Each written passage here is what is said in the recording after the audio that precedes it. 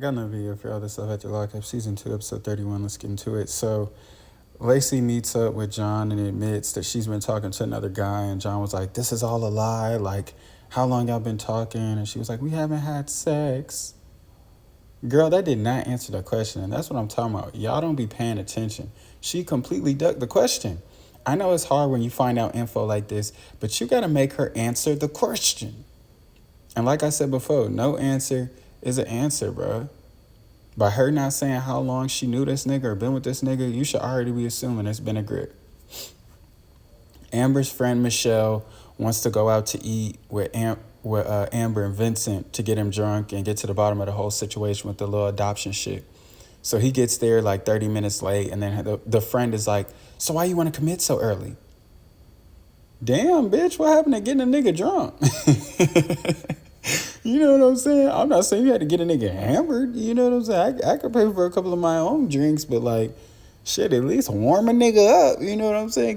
Get 3, 4. Let me take my coat off at least, bitch. Like, damn. Put my umbrella down. So you know how last episode Andrea figured out Lamondre got some more years. She gonna call this nigga and say she doesn't want this anymore, and she has to continue on with her life. She doesn't want to be the wife of an inmate. Girl, you was gonna be the wife of an inmate when he got out. Not a current one, but still an inmate. Like, but I'm like, damn, we really out here just wasting time, because you just sat there for a 2.5-year bid just to end up calling things. You wasted 2.5 years worth of your money, 2.5 years worth of your time, 2.5 years worth of your energy, 2.5 years declining modeling gigs where you're potentially showing a little bit of your body, all for a nigga that you wasn't even gonna end up to be with. You hoes are stupid. So,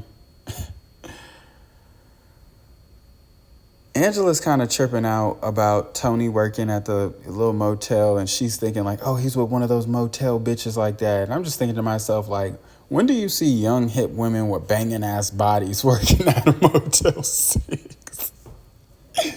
You feel me? Like, when do you just see tens at the La Quinta?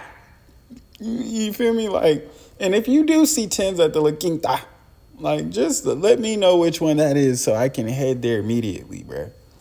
But I've never seen nobody bad enough to, like, cheat on my bitch. Which, like, Angela's not, she's not bad. So, I mean, like, it's really not going to take much for that nigga to Tony to really just cheat on his bitch if he feels the need. But I'm just saying, like, it don't be nothing worth putting your relationship in jeopardy for that be working at, like, you know what I'm saying, the Holiday Inns and shit like that. No disrespect to nobody who worked there. I just ain't seen it. I could be wrong. Shit, if you bad and you work at a motherfucking La Quinta, the Holiday Inn, show yourself. I'm trying to see something. So, of course, when I get to the motel, she was like, have you seen Tony? Like, you're not hiding him because I know y'all had a little thing. And the woman who works there, older woman named Amy, she just like folding up clothes. She was like, a little thing? You mean Tony, the janitor? Yeah, nobody want that imp ass nigga. That nigga's an employee, an errand boy. I tell that nigga to go vacuum up, go sleep around. Fuck you talking about, nigga? Fluff a pillow, bitch ass nigga. He ain't got no rank in here. Ain't nobody fucking no nigga up under me. Nobody fucking with that nigga, Angela. So, and Angela's like, that little smirk kind of makes it look like you're lying. Then getting her confessional like, oh, I'm 100% sure Amy knows where Tony is. No, she making that smirk because why would you assume that she's fucking off on this nigga? She's too old and grown for all that. Not everybody's a coog like you. Not everybody's an old ass, ditzy ass bitch like you.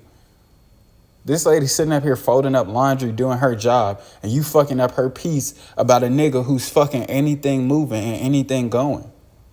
I'd be smirking and laughing at your goofy ass too, because you really look a damn mess on a motherfucking internet, and you look a damn mess in front of all of America. I would be smirking and laughing too. And like, think about it too. If she was really hiding that nigga, wouldn't she have either gone with him or not been at the motel to be questioned by you? You know what I'm saying? Like, he knows. And Amy got in her confessional. She was like, oh yeah, like, She said it like later on in the scene, like, oh, Tony did tell me like his bitch was crazy, rah rah. And so I'm like, so with her knowing, if she was really hiding Tony, you don't think she would be with Tony right now, or just point blank period, not at the motel, knowing that his job would be one of the first places that you would search when you're going to go find him? Like, use your fucking head. Which I know y'all don't never do, because why are y'all on this fucking show? But it is what it is. So Amy finally had enough of Angela's shit and was like, you can either leave going to the jail or to the hospital, but you finna get on my face. Tell her, Amy. Like, the fuck, bro? I'm trying to help you. I just said I don't know. I just worked with the nigga. We never talked. We never talked like that. You know what I'm saying? He was too busy vacuuming floor. He was too busy scrubbing toilets. You hear me? He was too busy scrubbing the floors with a toothbrush. You know what I'm saying? Doing errand nigga shit. What you talking about? And not only that, but like, why is she acting like this nigga Tony is just irresistible? Like, everybody who comes across Tony, we got to put our package on him just like you. We got to think this nigga cute just because you think this nigga cute. It don't mean we do. Then afterwards, Angela got in her confessional like, oh, I'm bigger than her. So what? Just because you bigger don't mean you going to win that fight. That let me know you ain't never been in no fight before, because stuff like that don't really even fucking matter. Like, it's an advantage, but it don't just mean you win the fight because you bigger. The bigger the tree, the harder they fall. However the fuck they say that shit, bro. Although I think Amy would have lost that fight, though. I'd have still rooted for her, because it's like, come on. You know, Angela's talking that hot shit, get her ass dropped off. So Glorilla wants Alex to take her out for dinner, but he wants to sit back and crack a bottle and chill for the night. So she was in her confessional like, now Alex owes me some dates. I mean, I ain't plan on sleeping with him until he took me out a couple times, but his eyes are so nice and he's just so sexy and you're so easy. You are so easy. You can't wait one night, and I'm sorry, I don't know what y'all be seeing, but and no gay shit, like no homo shit, because I give credit when credit is due. But when y'all be talking about like Cheryl was like, oh, like Josh the most attractive nigga like ever, like he's out of my league, like da da da da. I'm like, that's that hard stuff getting to your head, because that nigga like that nigga could walk in a room and nobody will turn around. Same shit with this shit. I'm like, no disrespect to Alex. He seemed like cool peoples, but like same thing with Josh. Like, they cool peoples, but I'm sure like if they walk in a room, like with how y'all think that they are, like the level you think they're on, and how much attention you think that these niggas are supposed to get, they could walk in a room and like nobody even like look their way, breathe the same air as them. Like, please stop. So when I said women are allergic to accountability, I meant that shit. Lacey goes out with her friend just to tell her all that's going on. And after she tells Lacey about, you know, John potentially moving in and whatnot, she gonna have the nerve to say, I know it's not good to have two men and stringing them along, but men do it all the time. So, oh my God. What does men doing what men do have to do with what you do? Are you a man? What does anybody else's decisions have to do with your decisions that you make? So if them niggas say, hey, fuck your kids, jump off a skyscraper with me, you gonna do it just because they do it? You stupid bitch.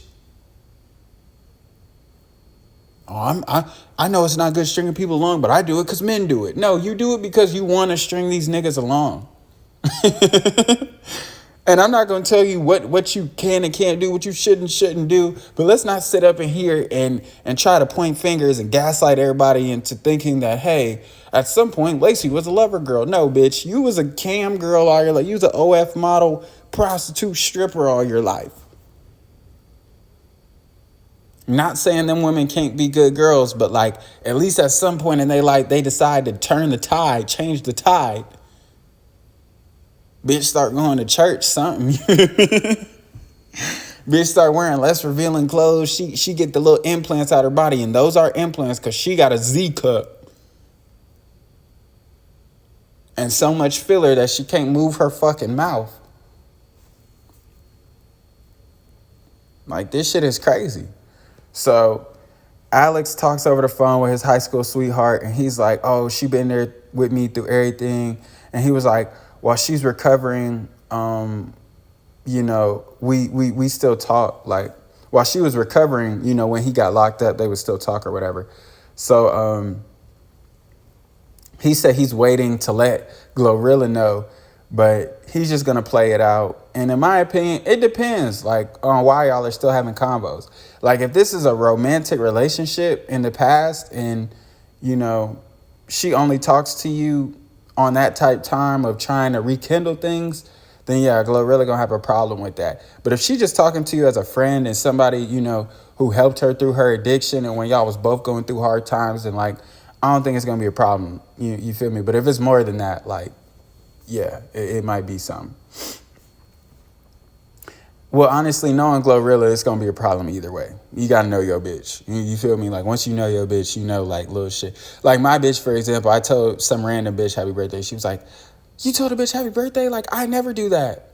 Bitch, what? I'm sitting over here. I'm like, okay, cool. Well, I'm not going to do it no more. No, I'm done. You know how they start doing, and they had a little temper tantrum, they fit. She was on that. But I'm like, I didn't even know. Like, bitch didn't tell me, like, don't say happy birthday. Like, no emoji type happy birthday. Not like, oh, happy birthday, gorgeous, beautiful, pretty girl. None of that. Like, just happy birthday. Not even with an exclamation mark. Like, nothing after it. Just genuinely a dead ass, like, oh, like, I seen this shit. I know of her happy birthday. Bitch, like, lost her mind off that shit. I'm like, oh, my God.